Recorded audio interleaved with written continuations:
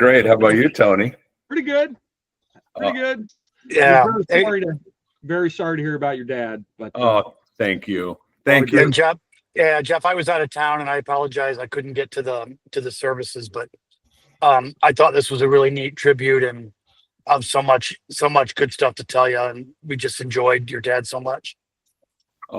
Thank you. Thank you, guys. This is, he would certainly be thrilled just to know that this was going on, and I'm sure to hear all of the stories, because on Saturday I didn't think I could do it, but I got up and spoke for a few minutes and went through, a whole bunch of stories about when I was a kid, some of the things that we did, and it made it pretty light and pretty funny. I mean, at 94 years old, my dad lived a great life. He was, he was tremendous all the way up till the end. He's been in a wheelchair the last few years. COVID kind of hit him a little hard, and he's been struggling cognitively since then. But he still knew who I was. He just didn't have the same, I'll say, personality. I won't say personality, same personality, just not as, 94, and after COVID, he was just not as sharp as he was before. But he ended up, he would Hi, Heather. This is my wife, Heather. Hi, Heather. And so he always loved to eat. He would go to eat every day. And I think a week ago, my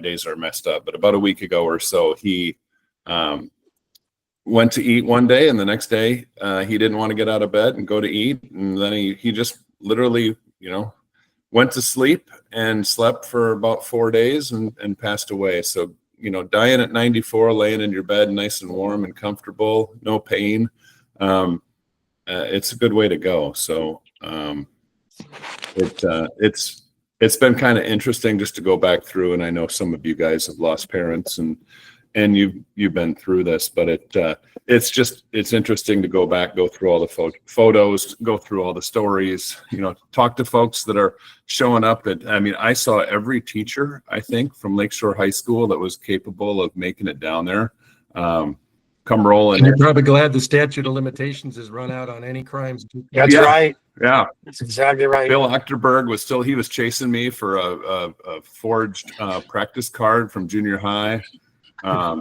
Lee Muchmore was asking me if I was pulling a broom or pushing a broom when I'm sweeping out my garage. Benton Bender was there wanting me to do some push-ups, I think. Hey Jeff, at Mike Canola's wedding, Perry had a few beers in him, and he basically went and apologized to every teacher that was in attendance. Most notably was his conversation with Russ Olin. Oh, yeah. Hey, wait a minute. Greetings to Brother Luker for dropping in.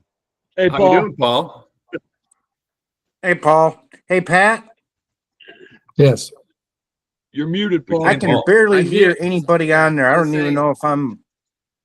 We can hear you. I was saying sorry to hear about your dad, Jeff. So thank you, Paul. That's really nice. I was just telling these guys it all sucks. The whole thing sucks. But 94 years old and dying warm in your bed is a good way to go. We should all be so lucky. That's exactly. right. But we won't be. Exactly. That reminds me of a line in Game of Thrones. They asked the dwarf, some guy with a sword, he's like, how do you want to die? Something along those lines, with a little more added to it. Just made me think of that. Yeah. My grandfather died like a year ago or something. And I was saying to my dad, is everything okay? Do you feel okay? And he looks at me and goes, he was 98 years old. He died in his sleep. We should all be so lucky. Yeah. Right. Yeah. Like he didn't know, he wasn't sick. They think he had an aneurysm and that was it. Wow. But he was 98. So the I'll start with a little story.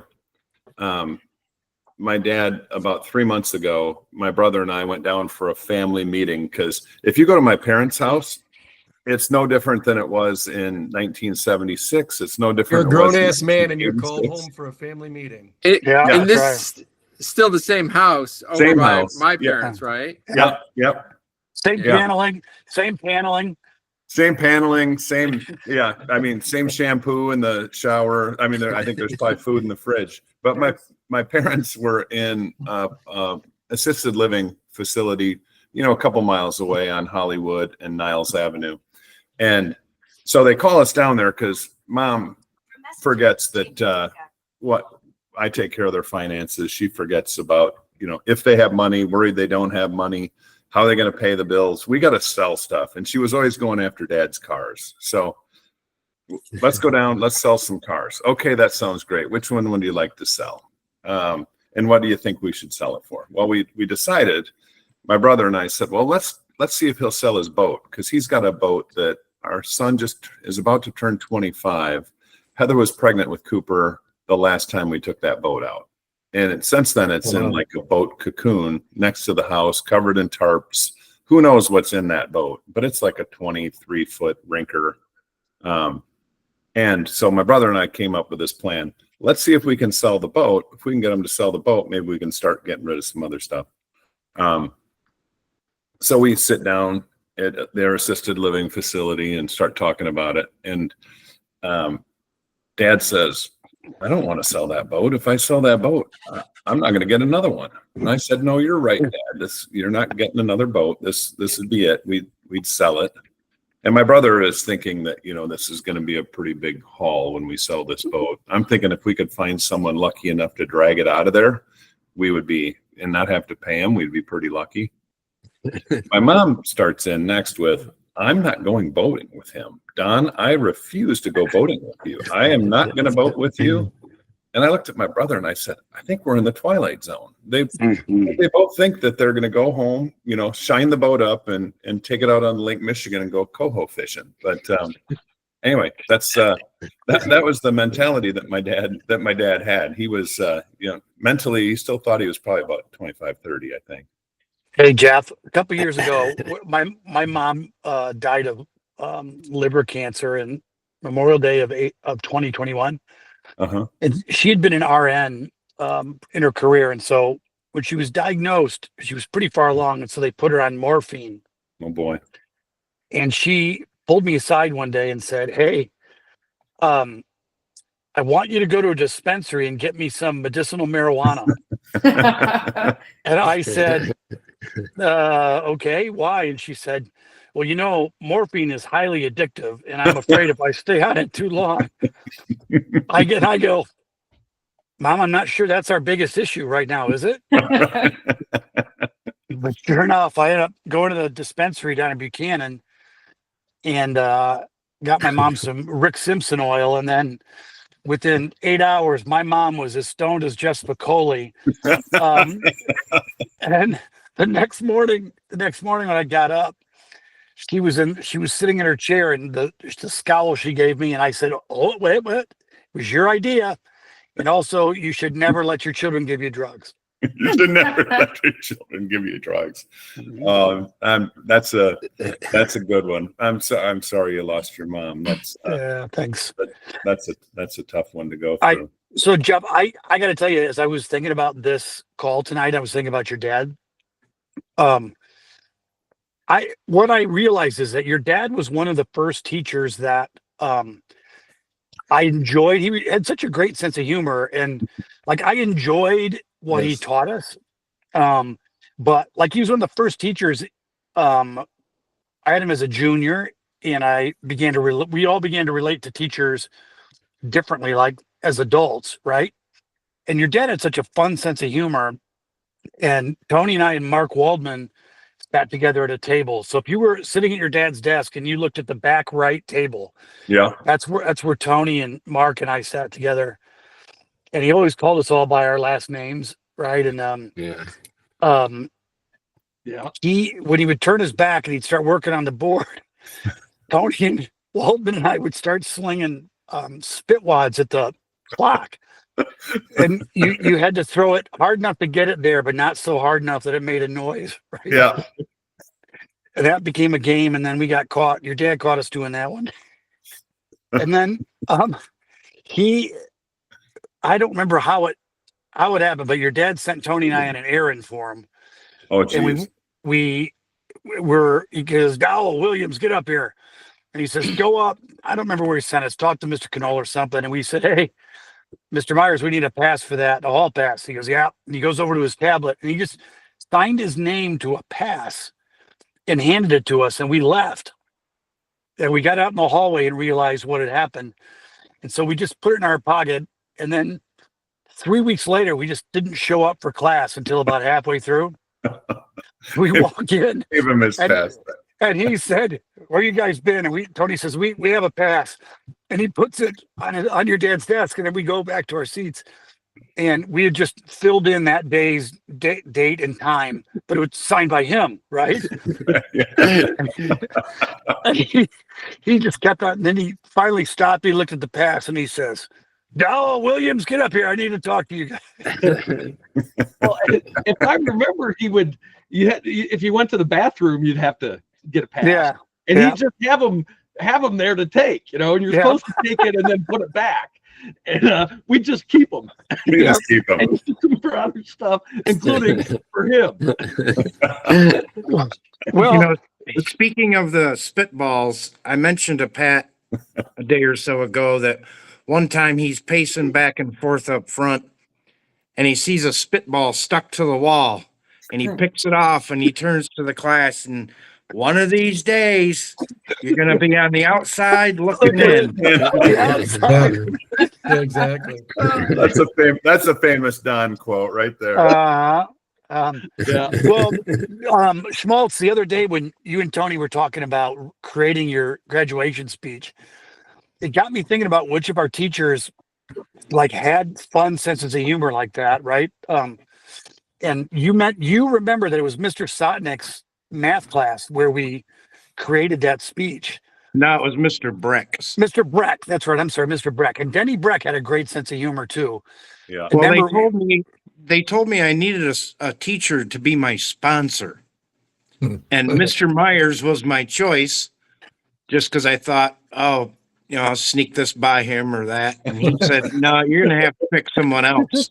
So they assigned me to Mrs. Rapp. Remember Sue Rapp? She was there. Well, On they had to have Saturday, too. footnotes and citations in, and That's exactly. Yeah, she didn't want me to use the word Bible. She said, oh, you should just say an old book of Proverbs tells us. Yeah. And But he get it his in the end. Yeah. yeah, Hey, Jeff, did Arlene Stover arrive? She was not there. I didn't see her. All right. So Tony was talking about on his episode about how he started journaling in Mrs. Stover's class. And what Tony, what you failed to mention is that you wrote an entire parody song to the tune of Come On Eileen, but you called it Come On Arlene.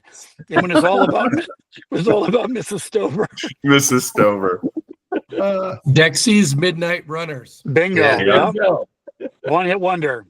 Yeah. Every time I hear that song, I think of her to this Come on, day. Arlene. Yeah. Yeah. Come on. Arlene. And you know Oh, what Jeff. else? In 8th grade, I think it came back, got popular for a split second, was pop music. And every time I hear that song, I start singing it, but I say Bob Music, of Bob course. Music. Oh, hold on. Paul, I wrote those lyrics, and the lyrics are drafting, wood shop, metal shop, music. Everybody talk about Bob Music. Who did we have in our class who was always in back lighting everything on fire? I forget who. He'd go back there, and the whole place would be engulfed in smoke or whatever. Tony, so I was trying to think about who else was in that physical science class. I only could come up with 2 other people. One would, of course, be the legendary Dave Gang Green. You nicknamed him Gang, and then everybody would call him Gang Green. Well, Pat asked me the other night, moving into Lakeshore in the middle of my freshman year, in the spring, he's like, well, gosh, wasn't that tough, change of schools? I'm like, well, I remember my first class, I'm with Mark Waldman and Andy Williams in Mr. Myers' class. It was actually pretty fun. It worked out just fine.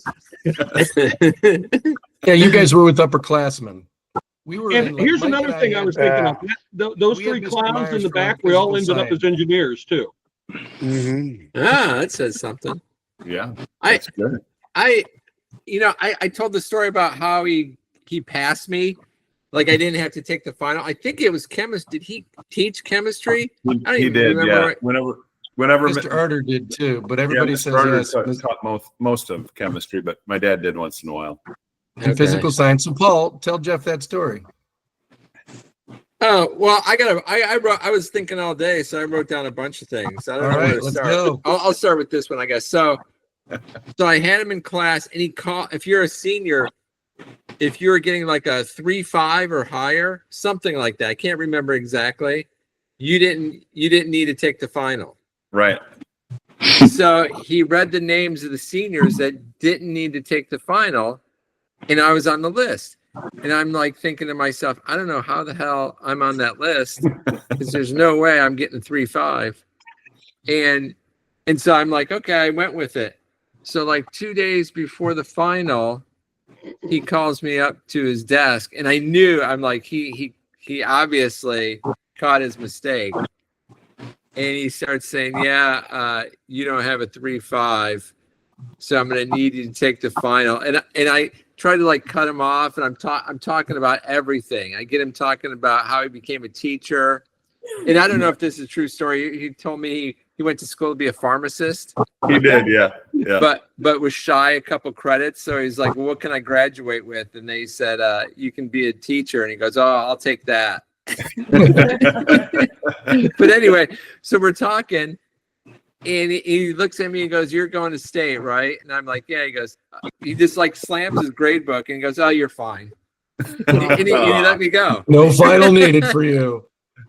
So I had a little bit different story about the final exam. I was well over the required GPA or whatever, but I used to steal blank tests and I would sell them to people who had the class later in the day. My. I think I remember hearing a story about that, but unfortunately, I never got one of those. Good entrepreneurship. Schmaltzy. Yeah. And I think it was Eric Nuss and Perry Metz were mainly my main customers. they were your customers. Your big customers? You didn't get a lot of money. So just a couple bucks or something. But one day I turned in my test, grabbed a blank one, and on my way back to my seat, Bill Anstey says, put that test back, Schmaltz. And Mr. Myers was dozing off in the back of the class on the little heater thing. He wakes up and I'm red-handed. And he goes, what are you doing? And I said, I want to use it to help study for the final. He goes, well, you wouldn't have been required to take the final, but you better now. You better bone up for it now because I'm making you have to take it. Take it. Which I did, and I aced it pretty much, but that was kind of a humbling experience, I guess. So Jeff, thanks for taking the time and being good natured about this. And I'm glad that you had Saturday really before all this, right? To be able to be with family and friends and kind of remember your dad. And I'm sure, like you said, you have good memories. You're celebrating his life. You're enjoying everything. And I'm glad as classmates we can remember, because we all had moms and dads and we all had loss in this world. But what's really interesting is he was an educator, and the kind of things he did to influence people. I mean, you read his obit and you look at some of the things that we all experienced. And so if that was just a few years, right? 3 to 4 years, Yep. What impact did he have over his life? Let me just read you a couple though. Then I'm gonna let Paul go to some of his stories, but here's some people that couldn't join us tonight, but had some stories. Ann Gain. So Ann said, she remembers your dad's kindness. And one time she had low blood sugar and she had an episode in class. And Mr. Myers recognized what happened, acted real quickly, surrounded her with a calm, steady care, and made her feel it was manageable. And she said he nonchalantly gave me a handful of candy and never made her feel bad about it. And she didn't even know that, she didn't think he knew that she was diabetic. And so, instead of calling attention to it or anything, he comforted her. She really loved that. Ralph Lucius said something that Schmalti and I remember. Do you remember, guys, in the physical science room in Mr. Myers' class, he had those convex and concave mirrors? Yeah. And then he had the bank of windows. Yeah. Remember that? Well, Schmalti and I used to do this, I know, and I think other people did it. But when people were sitting in Judgment Hall, we'd sit and focus that. And I'm like, hey, I learned physical science. Which one focuses the light energy, right? And the heat. And people be sitting there in Judgment Hall and they'd feel their back burning and they're like itching their back. And like, what's going on? Finally, they'd turn around, they'd see us and they'd just flip us off. We remember that one. That was a real fun one. We had a couple others on this list, though, people that remembered your dad. Mr. Lundgren, by the way, said that he remembered the fun in the teacher's lounge with your dad, the banter and the jokes, and of course, your dad was always talking cars. Carol Mensinger sent condolences. Pat Oman said it's been 41 years since he was in Mr. Myers' class. He's only had him for one class, and he could say, listen to this. He was fair and maintained a very respectful atmosphere in his class. Unlike other teachers and faculty members, he didn't promote elitism. He's very humble, for students and things like that. Carl Andreka said, Mr. Myers did not let me slide in class, helped me decide to become an engineer. That's pretty awesome. Many other teachers, it was just a teaching job, but Mr. Myers instilled thinking and problem solving. And Carl also remembered that he loved the science club. And Faith, this is a really good one. Faith said that she went to prom with your brother. With my brother. Remember that? Yeah, I didn't know that. Oh yeah. And that your dad Good old allowed. Mooney. Say that again. What'd you say, Paul? Mooney was Don's Mooney. high school nickname. Mooney. Oh, Mooney. Gotcha. So your dad let your brother take Faith in a Model T. Oh, in Drive a one of Model his A, cars. probably. Yeah. Yeah. Because he had all those classic cars. Yeah. Yeah. That's I mean, pretty your good brother for had a other pretty nice teenagers drive Mustang, one of your too. babies, right? Yeah. Yeah. So those are some of the stories, and then I know there's a lot of classmates that you saw probably on Facebook and everything poured out their heart. But Paul, I think you said you had some more stories. Well, that segues into this story. So All I right. don't I know never if any of you going. guys remember.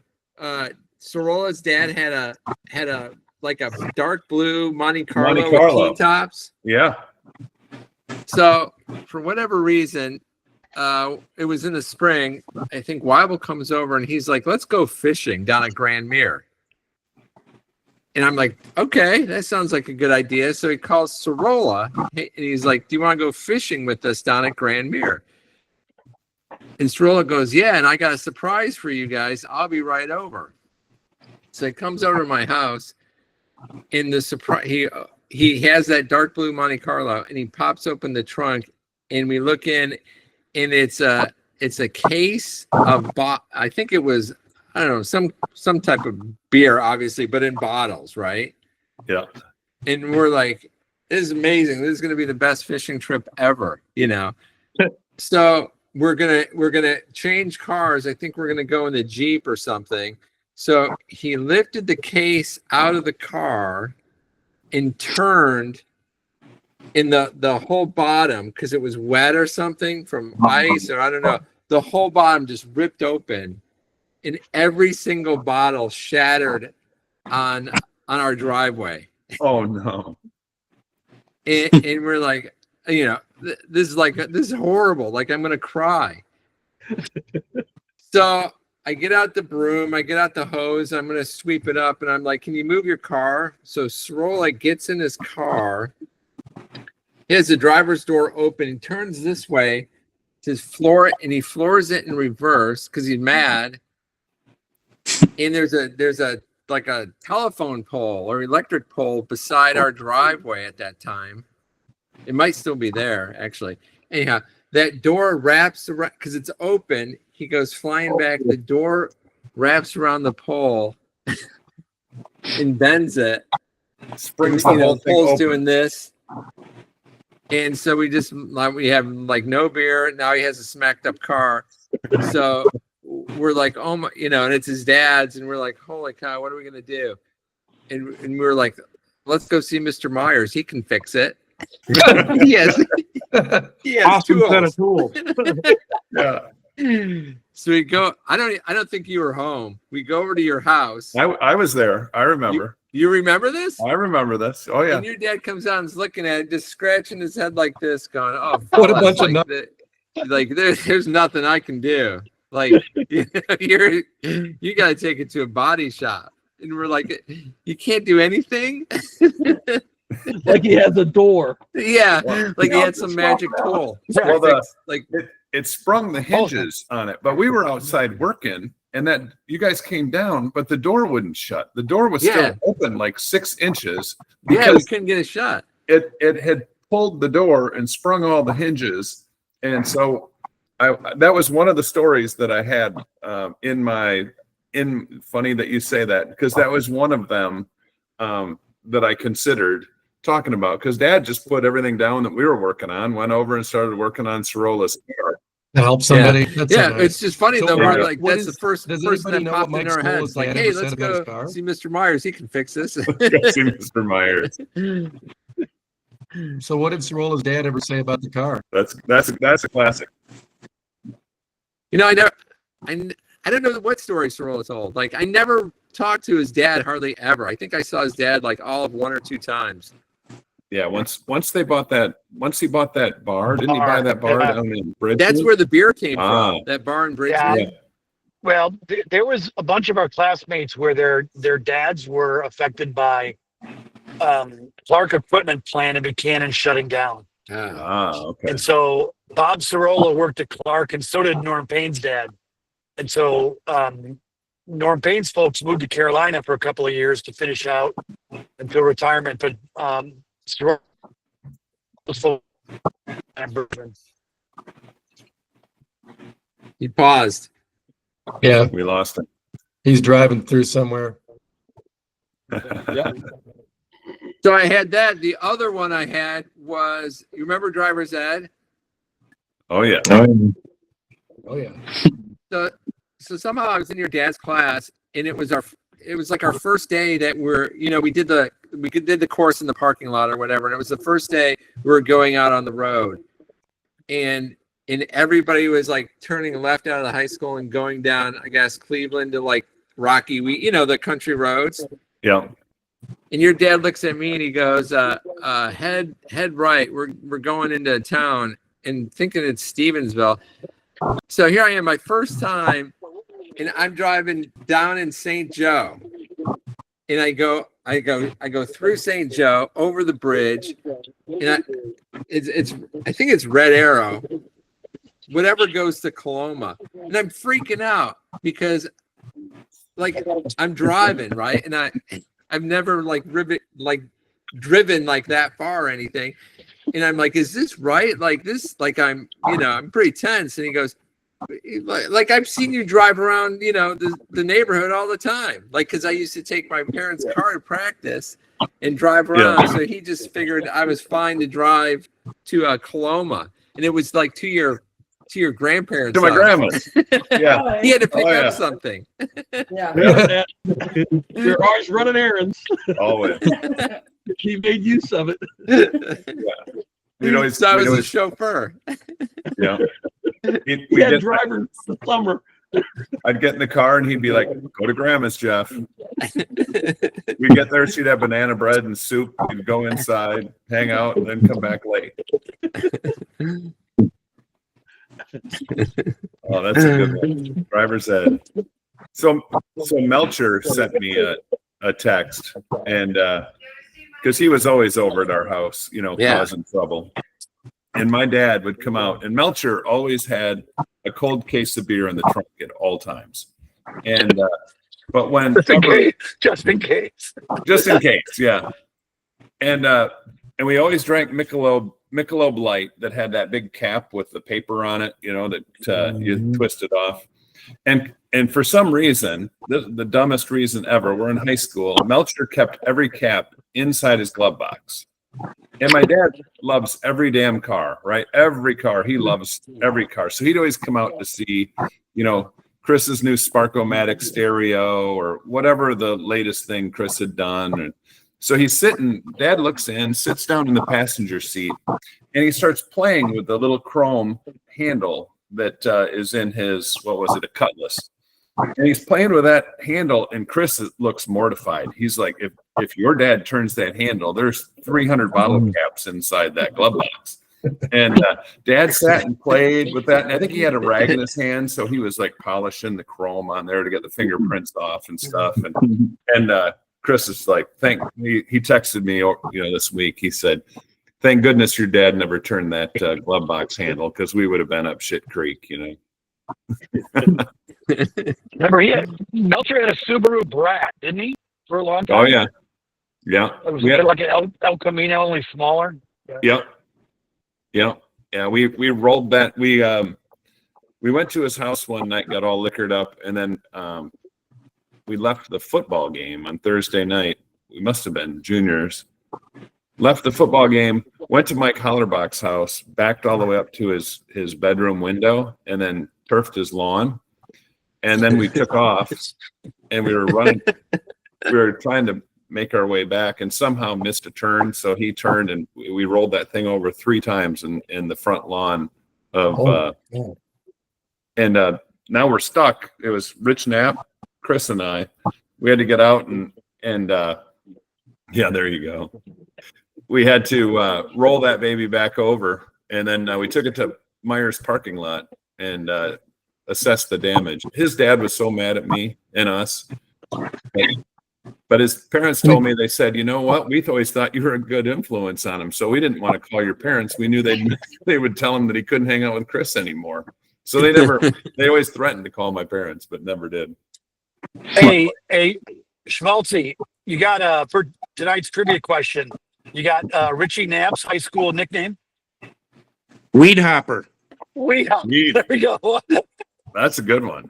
That's a good one. Well, while we're on the subject of cars, Paul and I, by his house, turning onto Paul's Road, onto Washington, off of what road goes by the school? John Beers. John Beers. So turning left onto Washington off John Beers, there's a speed limit sign that says 50 miles an hour. It's been there since we were in high school, and it's still there. So, Paul had a Camaro, I had a Mustang, and every time we were going to Paul's house, the goal was to get to 50 miles an hour before that sign. So before that sign, and we thought we were just going, bad out of hell, right? So we were there last year. I'm taking Paul home, and we're like, we're in my truck. It's like a 3/4 ton GMC truck, pickup truck, a diesel engine. I turn left and slam it. We're going like 85 by the time we get to yeah. We thought we were in these real hot rods back then, but it's just nothing compared to today. So sad. Hey, Jeff, you remember this picture? Oh yeah, I remember that one. Okay, so this is like a more recent picture of your dad. Is that about right? Yeah. That's my my son. So I was reading his obit, and of course, us classmates knew him, and maybe some of the other people knew some of his history, but I didn't know the whole history. This looks like you on one of your boats down in Florida with your dad? It's in Saugatuck, yeah. Oh, you were up in Saugatuck. Yeah. Because I thought that was interesting too, that you live up there now, but that's where he started. There before Lakeshore. Yeah, I was on the school board up here for like 13 years, and I wouldn't say he's legendary here, but you can still find traces of him and people that knew him, when he was here and had him in class, etc. The local guy that before Stevensville, he was already legendary in Saugatuck. Yeah, he was rocking a pipe. If you know anything, kind of the history of Saugatuck, there used to be a big thing called the Pavilion down here, and it was roller skating, and it was right next to the Butler in Coral Gables. I know where that is. It burned down in 58 or 59, and it burned down during the school day. And Dad went down there, let his class go, and they all went down to see the thing burn, and he took photographs of it. And he was a huge, he was single forever while he was in Saugatuck. So he was always out partying at Coral Gables or going to the Pavilion. And anyway, he was down there during that whole, they thought the whole town was going to burn down, I guess. Did you see those pictures? Were like, kind of historical? I never found those pictures. I've looked through everything. I gotta keep searching mom and dad's house, which is no small feat in itself. But yeah, look at that one. That's a good one. Is this your dad rocking a pipe? Oh yeah, absolutely. So that was another thing. Yeah, Faith said. Faith, sorry about your dad if I'm being rude now, but he was not super tall, and Faith wanted to know how you and your brother got to be so tall. Right. But your mother looks very tall right there. Yeah, mom's tall. That's where it came from. Oh, it's funny you say that because there were some people hitting me up at the visitation saying, "How'd you get so tall?" And I had a whole lot of smart ass things to say, but I had to kind of, you can't really tell a 75-year-old lady what you're. Hey, Jeff, which teacher showed up? Which teacher showed up? Lee Muchmore, Mr. Sotnick was there, Bruce Bittenbender, Denny Canola, oh gosh, what's his first name? McIntosh, Mac. I didn't have him. I didn't know him very well. Mrs. Rapp, Sue Rapp was there. Oh, Lloyd McTavish. Lloyd McTavish. There you go. What did he teach? He was a counselor. Ah, that's what it was. Yeah, he was a counselor. And so Jeff, what was his? I read it in the obit. By the way, is this your dad with the fish? Oh hell yeah! I had so many fish pictures that Heather's like, you only have to pick like one or two for his service. I've got pictures of him in every decade. Oh, look at that! I think that's a '58 Chevy with a smoke in his mouth. Nice. I have every decade from probably the 40s on with him with a fish, and most of them he has no shirt on. He's just rocking the fish. There's not many pictures of him because, like, when we were traveling as kids, he was always running the camera. So he was taking pictures of us. So it was a little bit of a chore to find all the photos of him, but. Yeah. Right. You got to set up one more for me. And the reason I ask this one is if you see this one. Oh, that's a good one. And this is a guy that I knew pretty well more in grade school than high school. Is that Rich Knapp in the blue shirt back there? The baseball uniform? Yeah, that's Rich. Planger's in there. Maybe Bill Wyrick. So is this like in your backyard? Backyard, yeah. Hey, was it your house? I don't know why. Did I come over like in elementary school or something? Oh yeah. He took me out to a tree fort. Yeah. And I fell out, and a dog broke my fall, but bit me in the process. Was that right? Am I remembering? Yeah, that? Oh yeah. That sounds about right. And it bit me. That's good. That's really good. I can't believe you didn't kill the dog by landing on a dog falling out of a tree. I mean, it wasn't that high. It was probably, I don't know. It seemed high at the time, but it was probably like 8 feet tall. Yeah, high 6, or 8 something. feet. Yeah. Yeah. Jeff, something else that struck me is your dad kind of threaded the needle, if you ask me, because he grew up at the right time. Sorry, to miss the wars. He was just too young for World War II.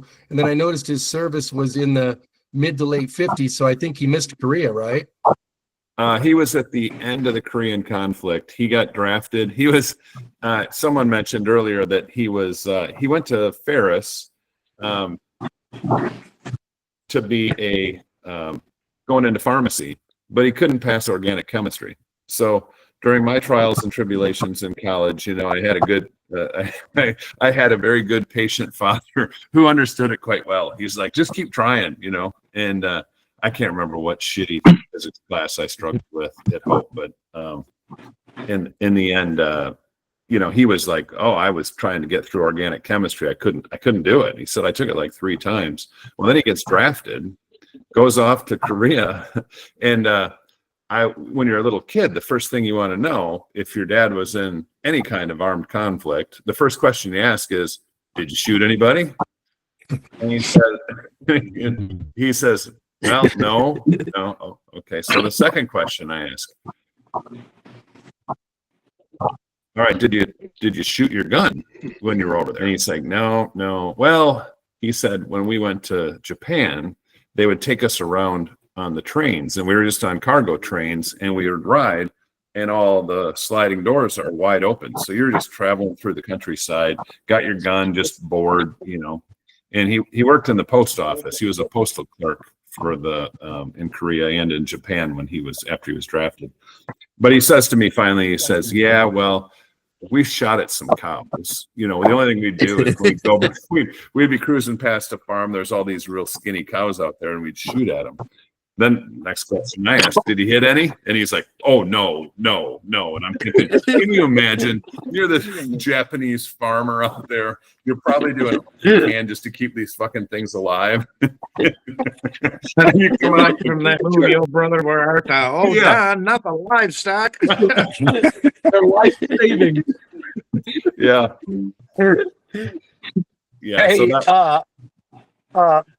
So Pat, with that story right there, when you get Perry Metz and Eric Nuss on here, you got to get them to tell the time they jumped a freight train down by Silver Beach Pizza and rode it up to Grand Rapids, and everything that ensued in between. Yeah.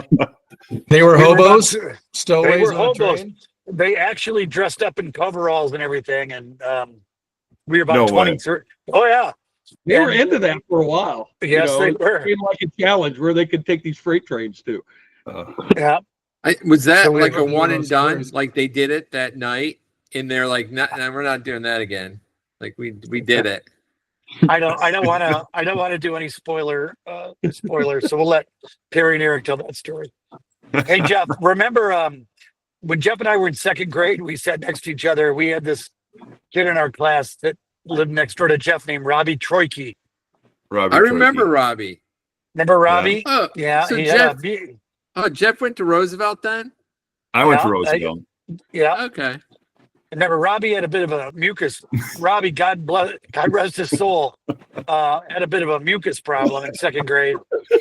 And I was with a client 18 months or so ago, and they offhand had mentioned that somebody in there, out in the main,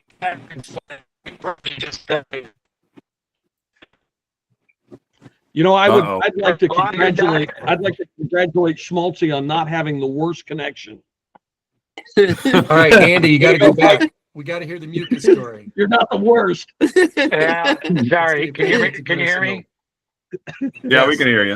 All right. Anyway, I asked the client did Robbie? My client told me that their teammate named Robbie Troike had died, and I said, "Was he? That's an unusual last name. Was he about 57 and blonde hair?" And they said, "You know Robbie, do you?" And that's in second grade. And so I sent Jeff the obit. You did not ask that customer if they had a box of tissues hanging around, did you? Turned out I You did always not. needed tissues. Too soon. Yeah, too soon. So Robbie would come over, knock on the door, ask if I could come out and play, and my mother would look at him, and he would his nose ran all the time, but he would take his hand, he'd run it across his nose and then across his eyes because his glasses were always falling down. So he might wipe snot all over his glasses. And my mother would say, "Robbie, I don't know how you can see out of those glasses. Why don't you give those to me?" And then she'd come in and she'd have to run them under the water for just minutes to get, he had layers and layers and layers of snot on those glasses. And I think at his house, his dad sat around and drank Budweiser, and he had a stage set up in their basement. And Robbie and I would go down there, and his dad would play the guitar and sing and smoke and drink. And we would be his whole spectator group, just sitting there watching. That's awesome. Watching his dad. And he had a couple of sisters, and he wasn't set up with the right childhood. Let's say that. They moved out of town, and I think they moved to Coloma or Watervliet. Maybe about maybe right before junior high. Hey Pat, Well- I wanted to tell you, I got we talked on when I gave my thing a week or so ago, that how I was not on Facebook and how I got cracked or hacked or whatever it is by somebody in Vietnam, and they took over my site, and I've been off of it for like a year, which has been kind of nice. But I was thinking I would miss things like this. I wouldn't know if I hadn't been talking to Pat lately. I wouldn't have heard the news. So I got back on Facebook. Pat, you've got an invite or friend request, whatever you call it. How do I know it's not dead scam? You got your Facebook. I put some self-verifying details. You know, you can check Self-verifying details. Kind of things. But it only lets you ask. I started going through. I got my kids, and then I opened up my son's, and I hit some of his friends, and it said you've reached your max of your friend requests. Oh, really? And then you got to pay or something? No, they got to, I don't know if they got to wait an hour or the next day or something before you can ask for more. Yeah, because it thinks you're not some Russian bot or something. It's a time You've box. inspired me. Maybe I'll get back You on. first, Pat. I'll get you. I'll go out and get it. Yeah. It's kind of like geofencing. It's funny all this stuff they do in technology today. The kids will tell you, like, if you guys ever get an app or something and then you try to spoof it and tell, like, I'm going to go pick up my food, and you say you're going to be there. They got all that stuff geofenced, and they know you're not really there. So they're not going to prep your food or do anything for you because they can tell where your car is. Everything today, they're way ahead of us in the game. And the old days when we used to sit and try to make the stupid Atari ping pong work on the TV or something, and our kids got everything on a mobile device. Hey, Jeff, before we go, I'm sure guys got other stories, but everybody's got to get going. We usually wrap these about, an hour. So I want to say, from the group, and I'm sure everybody echoes this, but thank you for taking time to talk to us. And I'm glad to see a smile on your face and I can see the spirit in your family and in your heart that you guys, celebrating the life and the love of your dad. But give us a quick commercial about you, because I have a, we do this with everybody that gets on these things. And you actually had you did a slide last year for the reunion, and you were at the reunion last year, right? Yeah, I was there. Yeah. So I got your little slide, so I'll pop it up. But tell us a little bit about, obviously since high school, give us a quick synopsis of the family and everything. Yes. So Andy and I actually worked for the same company for a bit years ago. He was, so we worked for a company called Prince Corporation in Holland. Yeah. And so I got a degree in math from Hope way back when, and had an internship at Prince. Ended up staying there and been there ever since. I'm on year 35. You got one job out of college? One job. Wow, that's impressive, dude. 35 years. And so my one time I had to go down on some problem solving at a plant that I worked at. I went to a textile mill down in the Carolinas, and I'd been down there 5 weeks in a row, was tired of everything, and said, I want to go see the water. So I actually left that textile mill, drove down to South Carolina to Charleston, Isle of Palms, and I went out on the beach, grabbed a book, and sat down, and it was kind of cool out. And anyway, long story short, I met my wife on the beach down there in South Carolina in '97. Wow. About the time when I was thinking, all right, this single life is the way for me forever, and met the right one. So we've been married 26 years. We have two kids, a 24-year-old and a 22-year-old. Our son just got married in May, so he married a local girl in town. They bought a house maybe 5 minutes from us, which is pretty cool. And then our daughter actually just graduated from Western Michigan and started in law school. We just moved her in. Interestingly, you got all this stuff going on with my dad, which is, it's awful. And at the same time, we're going to her orientation and her they have them do this oath in the state capitol building that we did. I think it was last Thursday or Friday night. So a lot of really good things happening with our family. Our kids are doing well. Where's she going to law school? Capital Law School. It's right downtown Columbus, and it's pretty small. And so far, we're pretty excited about it after being there for a day or two. But she's living, big city life and all that, leaving Saugatuck. So instead of, it'll be interesting. But she's meeting people. She's having fun. But we boat. We spend a lot of time on the water.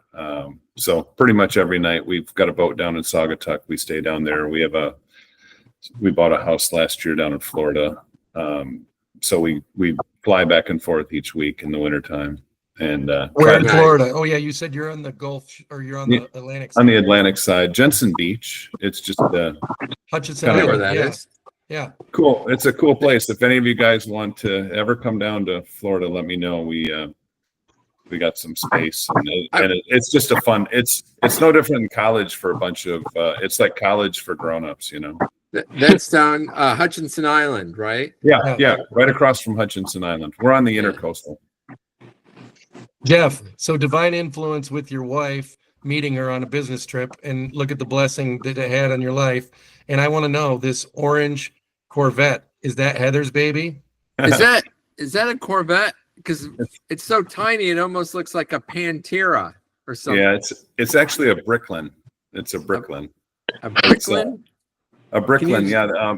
Malcolm Bricklin pulled like $5 million from the Canadian government in the early 70s and started up a car company.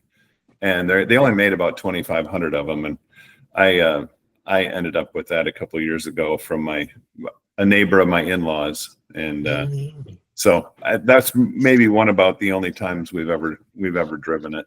It just sits in the barn. In fact, I still mess with cars all the time, but I'm usually buying and selling. Hey, and being a Saugatuck guy, I got to ask you a question about Saugatuck. Is the SS Keewatin still there? It's not. No, they sold that. RJ Peterson, who owned the marina, was the one that had gotten that boat. I think he sold it he just passed away last year at about, I don't remember how old he was, 90 some years old, but he sold that boat and they took it back to Canada and redid it.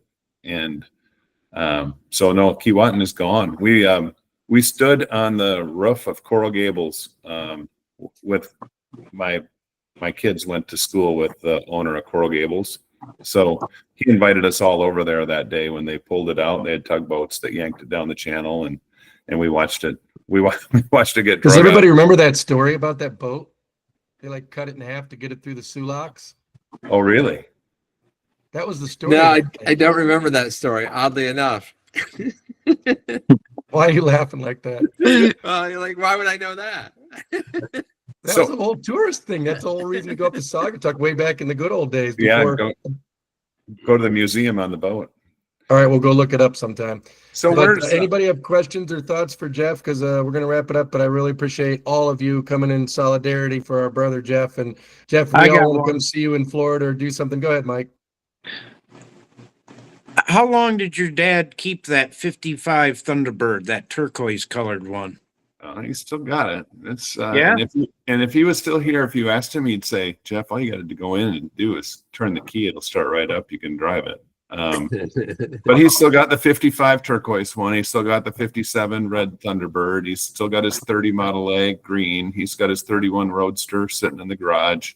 He's got a 65 Mustang convertible in there and a 69 Mustang GT convertible in there. All just sitting there because he was still planning on coming home and rocking and rolling, Yeah. You drove a Mustang for a while in high school, didn't you? Yeah. Yeah, I just sold it a few years ago. When Both you and your brother had Mustangs. Yeah. So yeah, I've still got the sickness, that's for certain. I got it from my dad. But a couple questions before we sign off from me.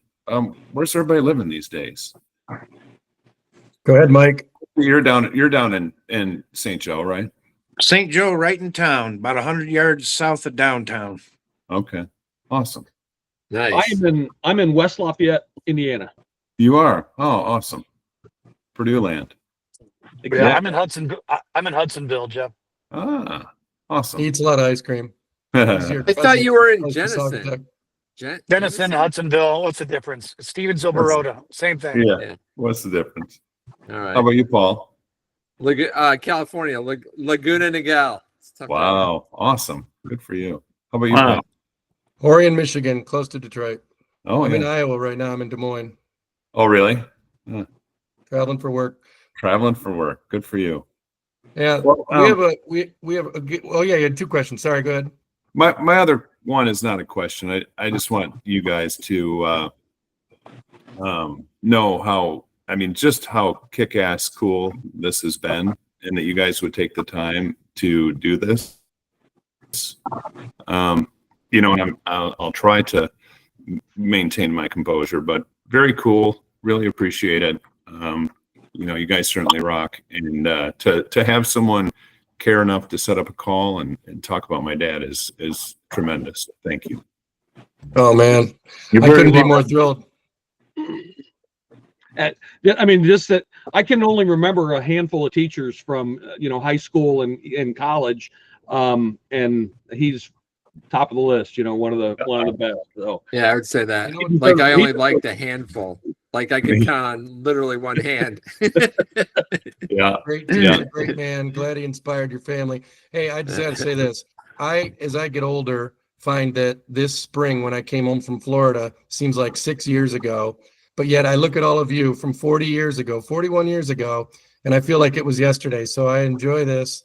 Thanks for taking the time for everybody, especially you, Andy. Safe driving. And Yeah, we'll where record this, and I'll send a link to everybody. And anybody else got any final thoughts? Jeff, when I was laid up in the hospital, I posted something on your brother Doug's Facebook about people always ask, who was your favorite teacher in high school? And I just commented about, I loved physics class because your dad made it fun. And I made fun of him quite a bit, but he was just an awesome teacher, made it fun. And I still remember problems from those physics classes. Oh, yeah. And you mentioned that he thinks he might remember me. I'm like, oh yeah, it's probably that stolen test story. Yeah. But yeah, Yeah. he was one of my favorites. Oh, that's awesome. Thank you for saying that, Mike. Yeah. Excellent. Well, thank you guys once again, from the bottom of my heart. It's just tremendous. Go ahead, Andy. Good to see Yeah, you, Jeff. good to see you guys yeah. too. And if you do this for anybody else, please invite me, Pat. I'd be happy to join. Oh wow, that's Anytime. awesome. This is Yeah, good, and we guys. tried to put all of them on YouTube. Yeah, we'll get it out. I'll get you guys the link. It'll be there by the morning. Sounds good. I'm a good All right, worker even boys. when I'm working for real. All right, buddy. Yeah. Take care, everybody. Excellent. Thanks, you. everybody. Thanks.